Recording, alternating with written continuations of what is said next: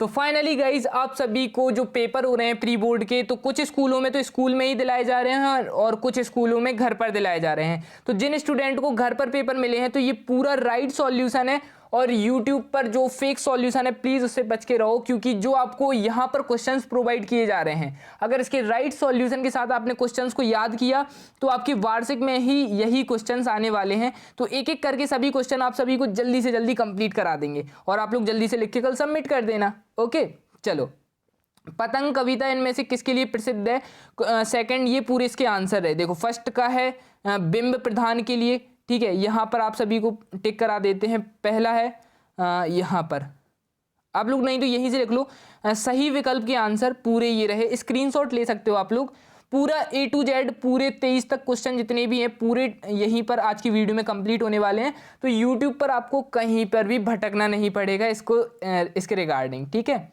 चलो सेकंड वाला क्वेश्चन रहा अपना, तो ये तो है रिक्त स्थान के पूरे आंसर ये रहे। पहला है भाषा, दूसरा रीतिकाल, तीसरा शब्द चित्र, चौथा जादू, पांचवा पुनर्युक्त शब्द युग्म, छठवां सुस्त और सातवां अखबार।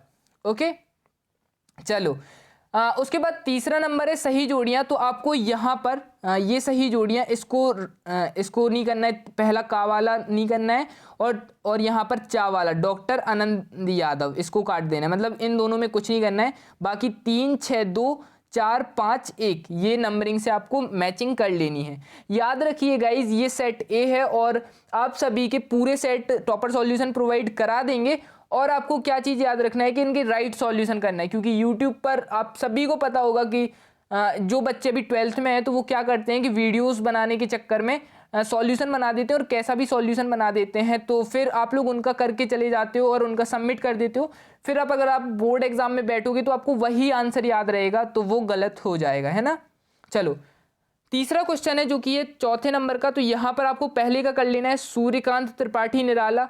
ओके पहले का हो जाएगा सूर्यकांत त्रिपाठी निराला, ठीक है। दूसरे का हो जाएगा महाकाव्य, तीसरे का हो जाएगा एक, चौथे का हो जाएगा रास्ते पतले और घुमावदार हैं, छठवें का हो जाएगा थोड़े शब्दों में बहुत कुछ कहना, और छठवें का हो जाएगा किशनदास, सातवें का हो जाएगा। आप लोग कहोगे इसमें इंग्लिश कहाँ से आ गई भैया, तो इसमें इंग्लिश आपका फुल फॉर्म पूछा था तो ये इंग्लिश आई है। ओके चलो थोड़ी सी आवाज़ गाइस ख़राब है, थोड़ी मतलब तबीयत ख़राब होने के कारण, तो मैनेज कर लेना, ठीक है। सत्य सत्य में आपको सभी सत्य करना है, एक लास्ट वाला असत्य करना है, ठीक है। सभी सत्य हैं, लास्ट वाला असत्य है। ओके चलो इसके बाद आ जाते हैं छठवां वाला क्वेश्चन।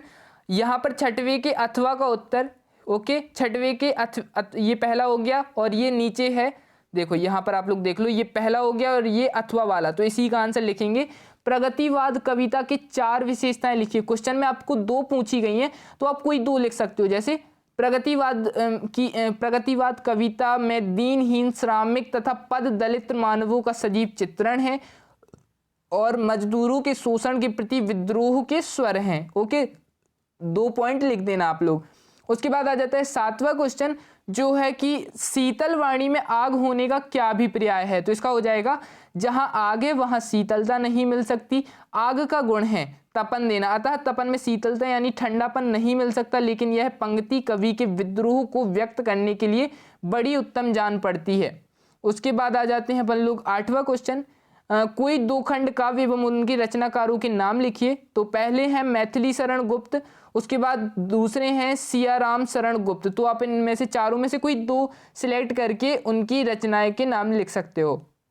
उसके बाद इसका अथवा अगर आप लोग करना चाहो तो ये अथवा है कि ओज गुण संपन्न कविताओं की 2 प्रमुख विशेषताएं लिखिए। गाइस बहुत ज़्यादा मेहनत लगी है और वीडियो को लाइक जरूर कर देना, सब्सक्राइब करके रखना। वीडियो को लाइक करना ना करना इट डजेंट मैटर, लेकिन चैनल सब्सक्राइब करके रख लेना। वाई अब आपके माइंड में आएगा क्योंकि सारे सेट रियल मतलब राइट सॉल्यूशन के साथ मिलने वाले हैं। यहाँ पर ऐसा नहीं है कि रियल पेपर मिल गया सर, वायरल पेपर यूट्यूब पर हो गया। यहाँ पर आपको राइट सॉल्यूशन की ज़रूरत है। टीचर खुद कहेंगे कि आपको राइट सॉल्यूशन करना है इनका घर से, इसलिए उन्होंने घर के लिए पेपर दिए हैं और कुछ स्कूलों में स्कूल्स में पेपर लिए हैं। तो जब घर के लिए लिए हैं तो राइट सॉल्यूशन करना है। ओके चलो नेक्स्ट क्वेश्चन, फिर इसका ये अथवा वाला है तो आप लोग ये पूरा कर सकते हो यहाँ से यहाँ तक, ठीक है। चलो उसके बाद आ जाते हैं 9वां क्वेश्चन, संदेह अलंकार की परिभाषा लिखिए। जब उपमेय और उपमान में समता देखकर यह निश्चित किया हो कि निश्चित नहीं हो पाता है कि उपमान वास्तव में उपमेय है या नहीं, जब वह दुविधा बनती है तब संदेह अलंकार होता है। अर्थात जहां पर किसी व्यक्ति या वस्तु को देखकर संशय बना रहे वहां संदेह अलंकार होता है। यह अलंकार उभयालंकार का भी एक अंग है। क्वेश्चन नंबर 10वें का उत्तर हो जाएगा शुक्ल युग के पद की 2 प्रमुख विशेषताएं लिखिए। तो इसकी 2 लिख देनी है आपको, ये दोनों दिए गए हैं। ओके, शुक्ल युग की गद्य की 2 प्रमुख विशेषताएं ये दी गई हैं आप सभी की। ओके, नेक्स्ट क्वेश्चन आ जाते हैं अपन लोग क्वेश्चन नंबर 11। लेखिका महादेवी वर्मा के अनुसार भक्तिन के जीवन का परम कर्तव्य क्या था। इसके पीडीएफ के लिए आपको हमारे व्हाट्सएप ग्रुप में ज्वाइन होना होगा, तो वहां पर आप सभी ज्वाइन हो जाओ। मुझे इंस्टाग्राम पर डीएम कर देना। इंस्टाग्राम की आईडी यही है, टॉपर सॉल्यूशन 90। ठीक है, फेक आईडी से दूर रहना। जहां तक हम लोगों ने ब्लॉक करवा दिए हैं फेक आईडीज, टॉपर्स सॉल्यूशन 90। ठीक है, 90 बोल सकते हो। ठीक है, यहाँ पर लास्ट में 90, अब टॉपर सॉल्यूशन लिख दोगे आ जाएगी आईडी। ओके, यहाँ पर ये सॉल्यूशन हो गया। क्वेश्चन नंबर 12, संदेहवाचक वाक्य की परिभाषा और उदाहरण लिखिए। तो संदेहवाचक एक वाक्य होते हैं जिन पर संदेह या शंका के साथ बात करते हैं और अनुमान लगाया जाता है वह की होने की संभावना हो। जैसे आज वर्षा हो सकती है, ये रहा इसका एग्जाम्पल जरूर लिखना है। ओके, चलो क्वेश्चन नंबर 13 आ जाएगा। राजभाषा की प्रमुख 2 विशेषताएं लिखिए। तो यह सरकारी कामकाज की भाषा होती है। क्षेत्रीय भाषा ही राजभाषा होती है। 2 विशेषताएं हो गई। और तीसरा लिख सकते हो ये वाला, लेकिन उतना जब 2 पूछिए तो 2 ही लिखेंगे ना। चलो क्वेश्चन नंबर 14 का, अथवा मोहनजोदाड़ो की सभ्यता को लो प्रोफाइल कब बता कहे जाने का कारण लिखिए। तो मोहनजोदाड़ो एक ऐसी कोई चीज नहीं मिली है जो राजसत्ता या धर्म के प्रभाव को दर्शाते हैं। यहाँ किसी राजा अथवा महंत की समाधि भी नहीं मिली। यहाँ एक राजा की मूर्ति मिली है, उनके मुकुट का आकार बेहद छोटा है। यहाँ जो नावें मिली हैं उनका आकार भी बेहद छोटा है। इन आधारों पर कहा जा सकता है कि सिंधु घाटी सभ्यता आडंबरहीन सभ्यता थी। ठीक है, ये हो गया।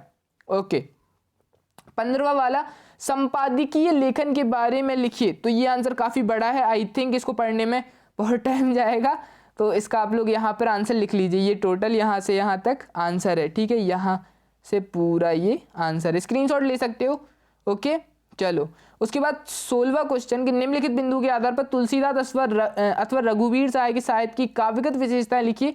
2 रचनाएं भावपक्ष साहित्य में स्थान। तो 2 रचनाएं हो जाएंगी, हल परियों के देश और हंसो जल्दी हंसो। ठीक है, ये हो जाएगा भाव पक्ष, आप लोग लिख सकते हो। उसके बाद सांस्कृतिक एवं राजनीति चेतना, मध्य वर्गीय जीवन का चित्रण, भ्रष्टाचार का चित्रण, फिर कला पक्ष में लिख देना आप लोग, काफी सारी हैं।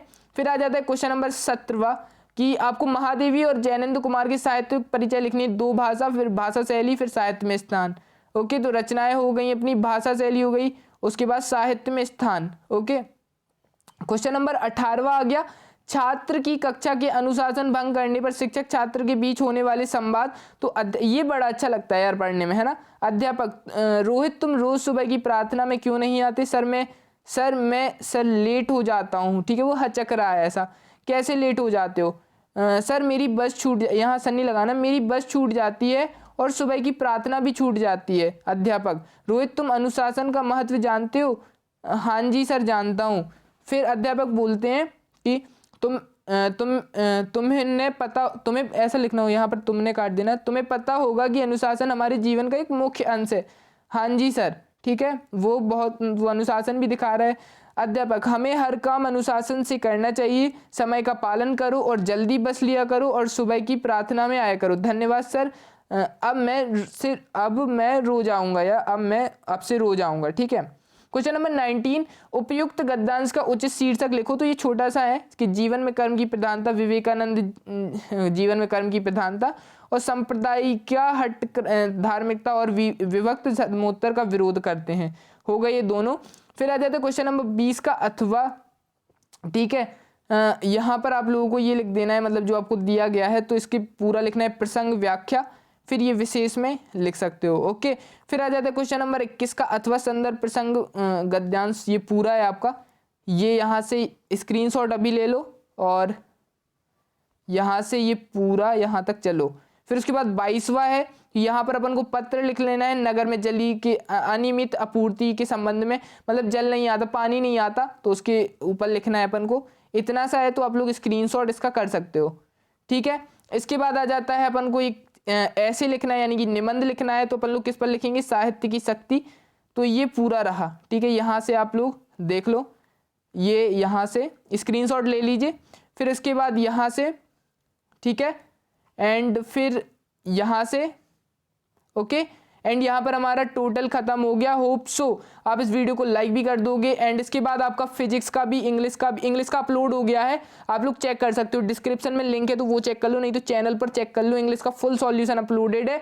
और गाइज इस वीडियो को सभी सब्जेक्ट में मिलने वाला है, तो आप लोग चैनल को सब्सक्राइब करके जरूर रख लो।